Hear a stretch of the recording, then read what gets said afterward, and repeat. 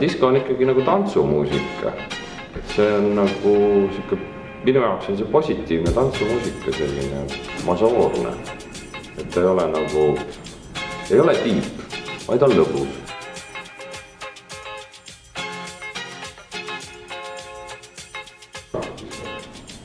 Disko vist on minu jaoks see emotsioon, kui ma saan positiivselt ja rõõmsalt tantsida niimoodi, et minust jääb hing põrandale maha ja siis pärast peo lõpus, kui tuleb põlema pannakse, tuleb koristaja ja süüb selle harjaga kühvli peale ja viib minema.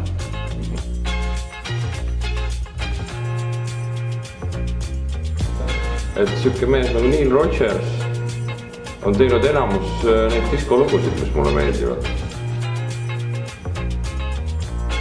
Bowie Let's Dance meeldis mulle noorest peast ja see on Neil Rogersi tehtud ja Madonna esimesed asjad meeldisid mulle, tuleb välja, et need on Neil Rogersi tehtud ja siis Duran Duran ja sealt edasi siis nende kaasaegsemateni välja kuni siis Daft Punki Get Luckini, mis on ka Neil Rogersiga tehtud.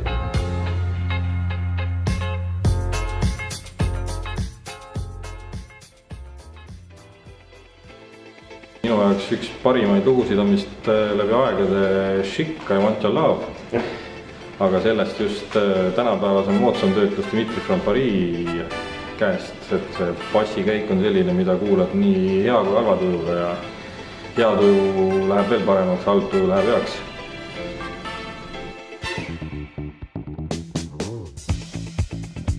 See nagu see halb lugu siis või?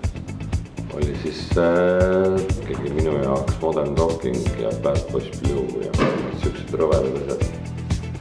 Kuigi ajaga tuleb välja, et Modern Talking lood ei ole ka kõige halvemad, mis on kõige naljakam.